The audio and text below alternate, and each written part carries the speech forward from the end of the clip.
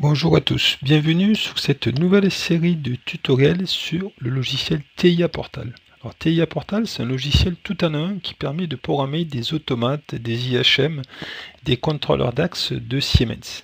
Donc avant, il y avait le logiciel Stepset qui permettait de programmer des automates, il y avait WinCC qui permettait de programmer des IHM, et là quand même depuis quelques années, Siemens a utilisé le logiciel TIA Portal qui fait tout, quoi. C'est un logiciel tout en un. Donc TIA Portal signifie Totally Integrated Automation Portal. Donc en français, ça signifie portail d'automatisation totalement intégré. Alors c'est un logiciel qui est très puissant, hein. On peut faire beaucoup de choses. Alors par l'intermédiaire de cette vidéo, je ne vais pas vous expliquer tout, bien évidemment. On va faire des choses de base. On va se baser sur ce système avec le logiciel Factory.io, ici là. Un logiciel que je vous recommande d'ailleurs, qui permet de simuler des parties opératives. Donc le principe, on va faire d'abord, on va programmer avec un langage ladder. On aura un graph set qu'on va transcrire en langage ladder. On va faire des compteurs, on va faire des temporisations, différentes choses de base.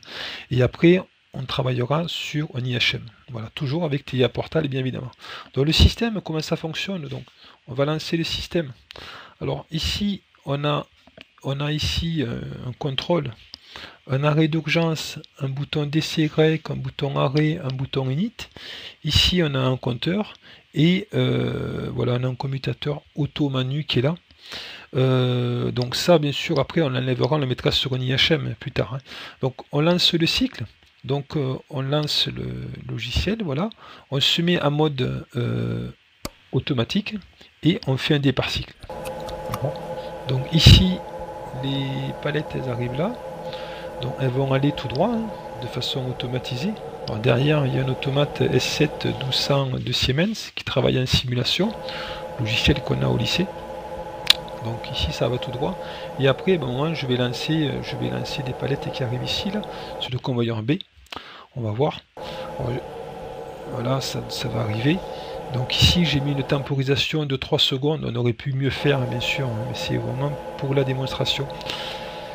Donc on va voir ça ici, voilà, on laisse cette palette qui arrive ici, et après on va lancer le convoyeur B, vous allez voir ce qui se passe. Bien sûr ça va aller ici, le convoyeur S, on va voir un petit peu, il y a un actionneur qui lève, qui déplace la palette, et après ici ça sort sur le convoyeur S. Donc ici on a le compteur qu'on reset le compteur avec les boutons init. Voilà, il y en a 7 là, ça va arriver à 7 et là init on le met à 0. Ensuite il y a un bouton arrêt, donc en fin de journée j'appuie sur arrêt et le voyant va s'allumer et je finis ma production. Pour relancer la production en début de journée, il faut que j'appuie sur DCY. Je lance sur le DCY. Donc, si j'appuie sur l'arrêt d'urgence, ici, mettons un peu au milieu là, voilà, bien sûr, tout va s'arrêter, bien évidemment, heureusement d'ailleurs. Et après, on a un voyant ici qui clignote, qui dit, je ne suis pas en condition initiale. Pour moi, les conditions initiales, il n'y a aucun détecteur qui est actionné. Donc là, ici, le détecteur qui se cache ici est actionné, du coup, ça clignote. Voilà, j'ai fait un petit clignotement. Donc, il faut que j'enlève manuellement les palettes. Voilà, je l'enlève manuellement. Et là, le voyant, il est éteint. Donc après, je déverrouille mon arrêt d'urgence. Et après, je peux lancer mon cycle. Voilà, je relance mon cycle. Voilà pour la présentation. Donc, on va se baser sur différents graph-sets. Donc, les graph-sets qui sont là. Ici, on le voit là.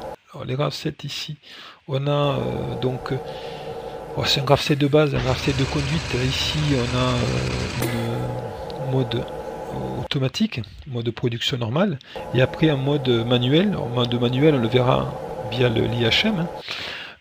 Ensuite, CI, c'est les fameuses conditions initiales, qu'il n'y a pas de détecteur qui est actionné.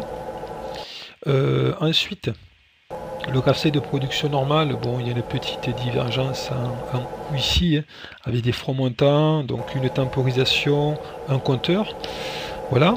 Ensuite, on a un graph-set de sécurité, voilà, d'arrêt d'urgence. Alors, ça peut vous surprendre, c'est à U-bar, il n'y a pas d'erreur. C'est parce que sur le logiciel Factory.io, les arrêts d'urgence et les contacts normalement fermés.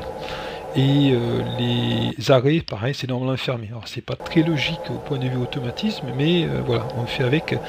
On va pas trop critiquer le logiciel quand même, qui est très puissant, je trouve aussi, logiciel Factory.io. Voilà pour cette vidéo de présentation.